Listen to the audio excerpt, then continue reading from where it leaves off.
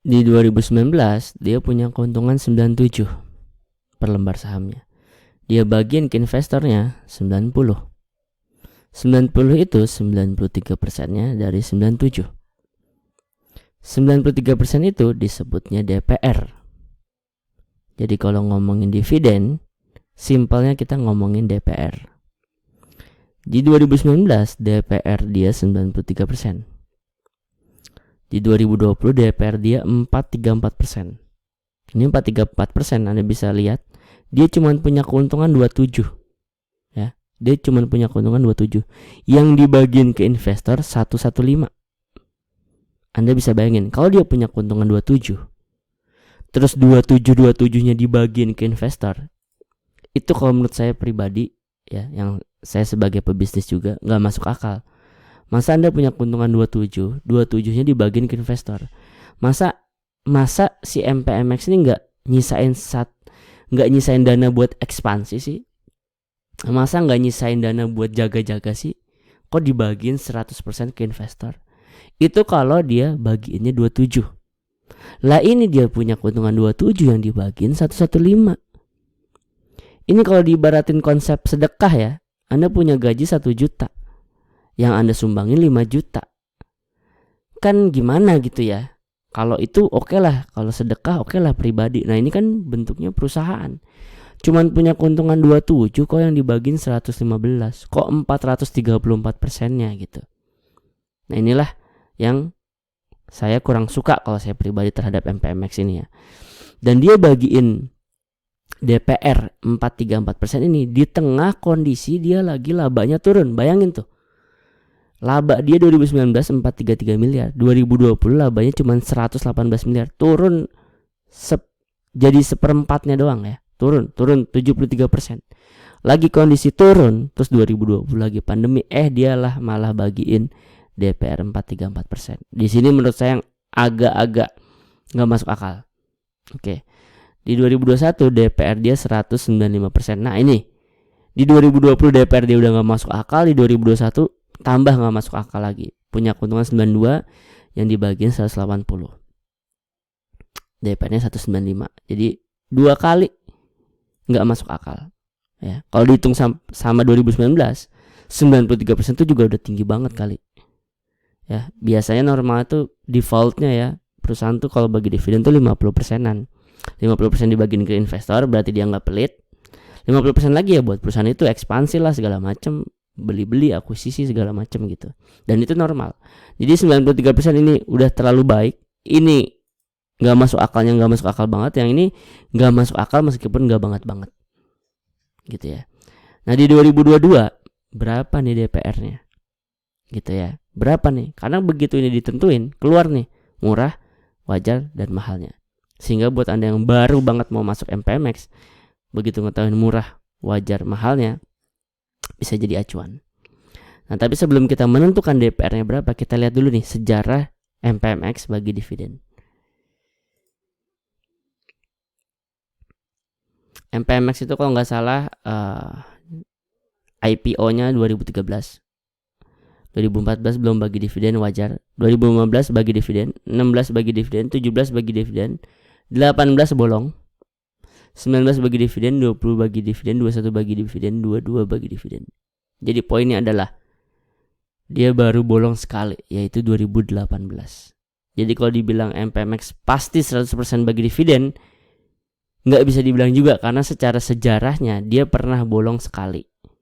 Tapi secara umum kita bisa bilang hampir pasti MPMX bakal bagiin dividen. Tapi pasti 100% nggak juga, karena pernah dalam sejarahnya meskipun hanya sekali pernah dia bolong sekali. Oke, yaitu di 2018. Nah, kembali lagi kita pikirin DPR-nya berapa di 2022. Dan buat Anda yang mungkin masih bingung, ini kita mikirin DPR untuk keuntungan 2022. Dibaginya kapan nih dividennya? Ya di 2023. Gitu ya. Keuntungan selama 2022 dihitung jebret, udah dihitung, diputuskanlah berapa DPR-nya dibagiin di 2023 ini.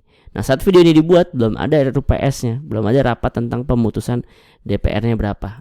Makanya kita menghitung untuk bisa start duluan kalau memang ini sahamnya bagus. Oke. Di sini saya bikin 3 skema. Skema pesimis saya 50%. Ya, 50%, 50% itu maksudnya adalah setidak-tidaknya dia bagian di angka defaultnya kalau perusahaan bagi dividen, yaitu 50%. Angka percaya diri saya, angka confidentnya saya di 50% juga. Dan angka optimis saya di 93%, yaitu seperti tahun 2019. Kenapa saya nggak masukin angka optimisnya 195% atau 434%? Ya ini menurut saya kalau ada skema angka mimpi gitu ya, saya masukin tuh angka mimpi gitu ya. Oke, kita masukin 50% dulu ya. Kalau ceritanya DPR-nya 50%. Nah, kalau misalnya MPMX di 2023 ini dia bagiin DPR-nya 50%, maka harga murahnya MPMX itu ada di 741. Atau di harga sekarang 1165 udah kelewat 36%. Ini angka murahnya ya. Harga wajarnya di 1100. Atau di harga yang sekarang 1165 itu udah kelewatan 5%. Tapi berarti masih ada di harga wajarnya nih MPMX ya. Dan mahalnya ada di 1483. Atau masih ada potensi 27% naik dari harga sekarang. Oke. Jadi kalau Anda adalah sahabat saya, Anda adalah teman saya, ya, terus Anda datang ke saya nanya, saya mau masuk ke MPMX nih, saya masih belum megang barang, coba analisa dong MPMX. Saya akan jawab, fundamentalnya sedang dan menuju bagus karena ekuitasnya turun, tapi hanya 1%. Dan itu turunnya karena dia bagi dividen yang terlalu loyal, yang terlalu mimpi indah. Sedangkan labanya naik, setidaknya udah 2 tahun terakhir naik dari sejak pandemi. Itu soal fundamental. Soal valuasinya, saya akan bilang valuasinya juga masih di harga wajar. Tidak murah, tapi masih ada di range harga wajar, baru kelewatan 5%. Nah, saya akan jawab seperti itu ke Anda. Dan kalau Anda nanya, oke, yang ketiga kriteria soal prospek. Nah, prospek saya balikin ke Anda. Kalau Anda yang mau masuk ke MPMX, apalagi dalam jumlah banyak, itu merupakan PR wajib Anda untuk mencari tahu prospeknya, baca prospektus, baca info, baca berita terkait MPMX. Ya, jadi prospek saya tinggalin buat Anda untuk jadi PR. Tapi secara fundamental tadi saya udah jawab, fundamentalnya bisa dibilang menuju mewah karena sebenarnya ekuitas dia turun karena bagi dividen yang nggak masuk akal tadi, dan valuasinya masih di harga murah. Oke. Itu kalau DPR 50%. Oke. Ingat nih kalau 50%. Kalau DPR-nya 93%, maka ke harga murahnya aja masih ada 18%. Ingat, ke harga murahnya aja masih ada 18%. Jadi harga murahnya 1.300, dia harganya 1.165. Jauh di bawah harga murah. Boro-boro harga wajar udah jauh banget. Boro-boro harga mahal udah jauh banget. Oke.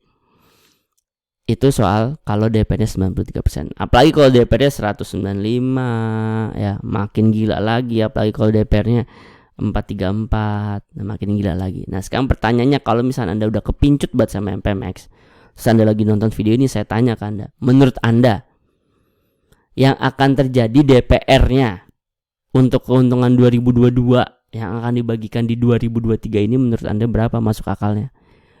Kalau bagi Anda, wah bisa jadi tuh 434% lagi, terus murahnya masih ada 452%, ya silakan masuk. Kalau bagi Anda nggak mungkin 434%, 195, ya silakan masuk, masih ada potensi menuju harga murahnya 148%. Kalau bagi Anda enggak 93%, oke, menuju harga murahnya aja masih ada 18%. Dan kalau bagi Anda, oke, saya ikut seperti analisa Mimin, saham nyantai deh, dia cuma 50%, maka ya masih ada di harga wajarnya. Dan apakah mungkin 0%? Misalkan MPMX tiba-tiba nggak bagiin sama sekali, mungkin nggak? Ya mungkin aja, meskipun kecil banget ya kemungkinan. Kalau 0% udahlah. Satu deh. Nah, kalau MPMX cuma bagi DPR 1% atau anggaplah nggak ada, maka harga murahnya ada di sekitar segini. Ya. Nah, sekarang pertanyaannya, apa yang terjadi jika? Nah, jika ini jadi udah mulai memikirkan hal-hal yang sangat kecil kemungkinan. Apa jadinya jika MPMX nggak bagi dividen? Ya, atau bisa kita sebut DPR-nya 1%. Apa yang terjadi? Maka seperti kasus di 2018. Mari kita lihat. Ini kan dia di 2018 sempat kosong ya, sempat nggak bagi dividen. Entah apa kejadiannya, entah apapun alasannya, saya nggak tahu juga kan. Ini 2018. Di 2018 nggak bagi dividen, ya. Berarti kalau ini sekitar Juni November ya, Mei Juni November. Berarti keputusan tentang dia nggak bagi dividen itu di 2019-an, ya. Karena kan di keuntungan 2018 kan dibaginya di 2019. Berarti kalau di 2019 ada pengumuman bahwa dia nggak bagiin sama sekali dividen tahun 2018, itu kan berarti kejadiannya di 2019, ya. Mari kita lihat yang terjadi. Ingat ya, Mei atau Juni, Mei Juni November ya, Mei Juni November. Nah ini MPMX turun di 2019. Mungkin orang udah pada berpikir pada tinggi banget. Lalu di 2019 mungkin nih, nah ya di sekitar Mei gini ya, Mei. Terus ternyata MPMX memutuskan gak bagi dividen. Apa yang terjadi? Harganya turun parah. Oke. Mungkin nih. Jadi saya bukan MPMX, tapi saya mungkin menerka. Mungkin sekalinya dia gak bagi dividen, terus ternyata harganya turun parah. Makanya kemudian di 2019 dia tiba-tiba bagiin DPR-nya 93%. Dan bahkan di 2020 ketika labanya turun, ketika keuntungan cuma 27, dia lebih rela-rela bagiin DPR sebanyak 434%. Mungkin gak masuk akal bagi dia, tapi mungkin perusahaan lebih takut kalau harganya lanjut turun lagi kayak pas sekali-kalinya dia gak bagi dividen. Sekali dia gak bagi dividen dari 1.400 turun, ya kan. Ini juga memang disertai pandemi, tapi jadi kayak barengan gitu, dari 2019 dia nggak bagi dividen, ketemulah pandemi. Ketemu pandemi, perusahaan mungkin takut harganya lebih turun lagi. Ya udahlah, bagiin dividennya DPR-nya 434% lah. Udah nggak apa-apa, mungkin gitu ya. Mungkin saya hanya nerka aja gitu. Jadi kalau ditanya 2022 tiba-tiba dia nggak bagi dividen, kemungkinan kecil ada. Kalau ngomongin kemungkinan ada. Tapi kemungkinannya berapa besar? Kecil banget. Tapi kalau itu terjadi, apa yang terjadi? Misalnya MPMX tiba-tiba di 2023 ini nanti Mei Juni dia memutuskan udah nggak usah bagi dividen gitu ya kayak 2018. Udah harganya bakal terjun bebas. Dan itu juga yang terjadi di SMDR kan di 2021 kemarin tuh sempat tinggi, terus ternyata dia bagi dividennya kecil. Bagi dividennya DPR-nya kecil doang, itu SMDR harganya langsung terjun bebas. Kecil doang ya. Nah ini MPMX waktu itu di 2018 nggak bagiin, ya udah harganya terjun bebas. Jadi DPR kecil aja jatuhnya kayak SMDR. Nah apalagi kalau nggak bagiin jatuhnya kayak MPMX pas di 2019 langsung terjun bebas gitu ya. Nah jadi kalau ada yang bilang dividen emang nggak penting, kalau bagi saya pribadi dividen justru penting.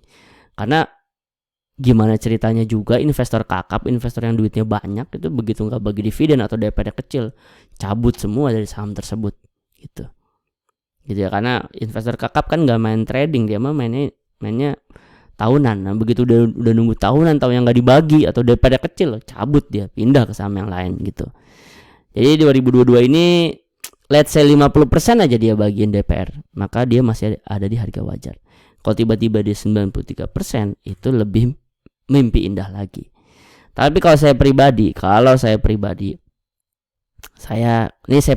jadi tadi itu analisa, ini sekarang pendapat saya pribadi. Kalau saya pribadi ada dua. Satu, saya bisa nggak masuk sekalian ke MPMX. Ini posisi saya ngerekam video ini, saya belum masuk ke MPMX nih. Jadi Excelnya sama teman saya baru dibuat, terus saya langsung rekaman videonya. Bisa jadi saya nggak masuk, atau kalaupun saya masuk, saya masuknya porsinya kecil. Kenapa?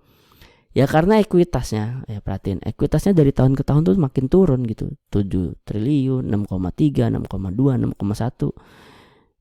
Nanti abis bagi dividen lagi bisa jadi besok tahun 2023 turun lagi. Gitu ya. Ekuitas makin turun, nanti lama-lama makin kecil yang dibagiin dividennya. Jadi kalau saya pribadi, sekali lagi, kalau saya nih abis ngerekam video ini tiba-tiba saya pengen masuk, saya kalaupun masuk mungkin porsinya kecil, atau mungkin nggak masuk sama sekali gitu. Tapi kalau secara harga wajarnya tadi ya, di 50% aja masih baru cuman kelewatan 5% dari harga wajarnya gitu ya. Oke, gitu aja dari saya. Anda kalau baru mau masuk silahkan, nggak mau masuk juga ya silahkan aja. Saya tutup dengan, kalau Anda suka analisa seperti ini, tidak terlalu tebar fear, tidak terlalu tebar FOMO, silahkan subscribe channel Saham Nyantai. Dan kalau Anda lupa dan baru mau ngambil sekarang, saya ingetin saya punya bocoran 3 saham yang layak invest, yang fundamentalnya mewah kayak MPMX ini ya, versi bagi dividennya nggak di luar nalar ya, DPR-nya normal, fundamentalnya mewah, valuasinya masih murah seperti MPMX tadi, dan prospeknya masih cerah menurut saya. Silahkan Anda akses bocorannya lewat klik link yang saya taruh di deskripsi. Kurang lebihnya mohon maaf. Assalamualaikum warahmatullahi wabarakatuh.